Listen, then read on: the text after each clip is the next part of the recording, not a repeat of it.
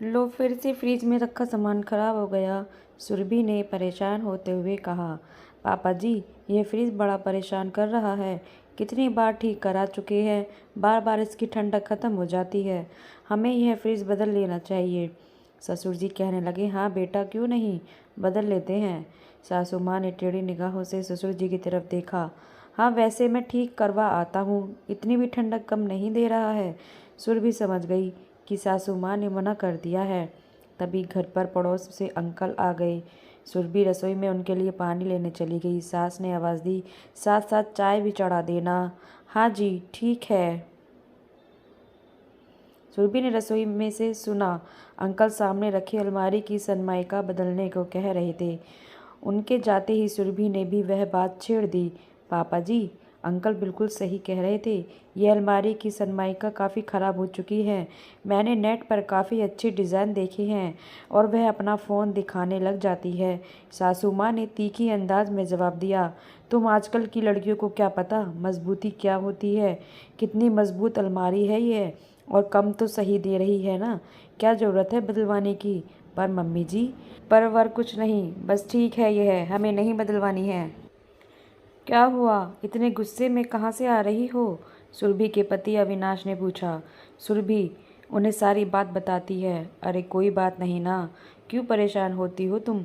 जो बदलवाना है अपने कमरे में बदलवा लो। यह क्या बात हुई, जब कोई घर पर आएगा तो वह हमारे कमरे में आएगा क्या। वह तो ड्राइंग रूम में ही बैठेगा ना।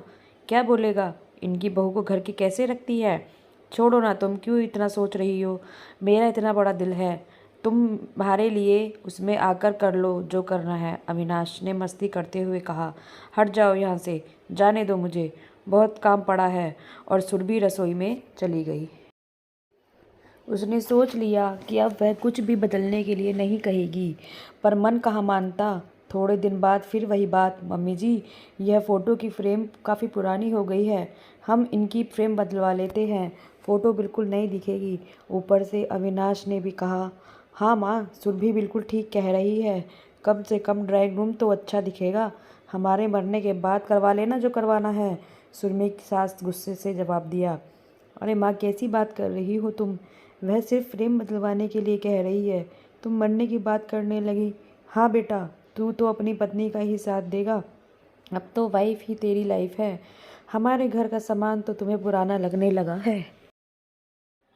माँ तुम भी ना। और वह अपने कमरे में चला जाता है। सुरभि घर के कामों में लग जाती है। अगले दिन ससुर जी एक पेंटर को घर लेकर आते हैं। आओ भाई, हमारा घर बढ़िया सा पेंट कर दो। हाँ जी अंकल जी, बिल्कुल बढ़िया बना देंगे, चिंता मत करो, आप बस रंग और मटेरियल पसंद कर दो। मालकिन बैठी है, यही बताएगी सब कुछ कि कैसा करना है। इनके हिसाब से ही होगा सब कुछ, उन्होंने ही पसंद करना है। सुरभि की सास की तरफ इशारा करते हुए कहा। सुरभि बिना कुछ बोले उदास होकर वहाँ से चली गई। अविनाश ने सब सुन लिया था। उसने सुरभि को समझाते हुए कहा, सुरभि, यह उनकी बरसों की मेहनत का बनाया हुआ घर है। वह इसमें कोई बदलाव इतनी आसानी से स्वीकार नहीं करेंगे। वह जैसा चाहे उन्हें करने दो, ये उनके सम्मान की बात है। मेरे सम्मान का क्या अविनाश, क्या यह घर मेरा नहीं है। मेरे पापा तो कहते हैं अब ससुराल ही मेरा घर है, और तुम कह रहे हो यह उनका घर है, क्योंकि उनके सम्मान की बात है। सुरभि, तुम गलत समझ रही हो, घर तुम्हारा भी है, पर वह लोग बड़े हैं। ठीक है अविनाश, मैं समझ गई। और सुरभि अपने काम में लग जाती है। फिर दोबारा और कुछ भी बदलने के लिए नहीं कहती। कुछ दिन बाद सुरभि की ननद अपने बच्चों के साथ रहने आई। वह काफ़ी खुश थी, क्योंकि उन्होंने हाल ही में नया घर खरीदा था। उन्होंने आते ही अपने घर की वीडियोस और फोटोज़ सबको दिखाई। घर में सारा सामान एकदम नया चकाचक था। तो लोगे हाथ सुरभि ने भी पूछ लिया, दीदी, आपके घर का सारा पुराना सामान कहाँ गया। सुरभि की ननद नैना कहने लगी, उसमें से कुछ सामान तो काफ़ी पुराना हो गया था, कुछ बेच दिया और कुछ दोबारा से नया करवा लिया। अच्छा, तो फिर आपकी सासू माँ ने ऐतराज़ नहीं किया। क्यों ऐतराज़, कैसा। अब घर नया है तो घर में चीज़ें तो नहीं होंगी ना। अविनाश ने भी ऊपर से कह दिया, सही कह रही हो दीदी, कुछ माँ पापा को भी समझाओ, यह तो घर में कुछ बदलाव ही नहीं चाहते। नैना के काफ़ी समझाने पर वह कुछ हद तक बदलाव के लिए तैयार हो गए और घर का माहौल खुशनुमा हो गया। फिर एक दिन सुरभि के ससुर हंसते हुए बोले, चलो बेटा सुरभि, नया फ्रिज ले आए, और सब हंसने लगे। बेटी के समझाने से सुरभि की सास काफ़ी हद तक समझ गई थी। अब वो सुरभि को किसी चीज़ के लिए मना नहीं करती, क्योंकि उनको अब समझ आ गया था ये घर बस उनका ही नहीं, उनकी बहू का भी उतना ही है जितना उनका। अक्सर सास और बहू में घर को लेकर काफ़ी कशमकश रहती हैं, पर फिर भी गाड़ी यूं ही चलती रहती है। लेकिन जितना हक सास का होता है उतना बहू का भी होना चाहिए।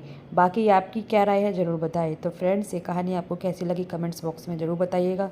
कहानी को लाइक व शेयर ज़रूर कीजिएगा और चैनल पर नए हैं तो सब्सक्राइब कीजिएगा। कहानी सुनने के लिए धन्यवाद।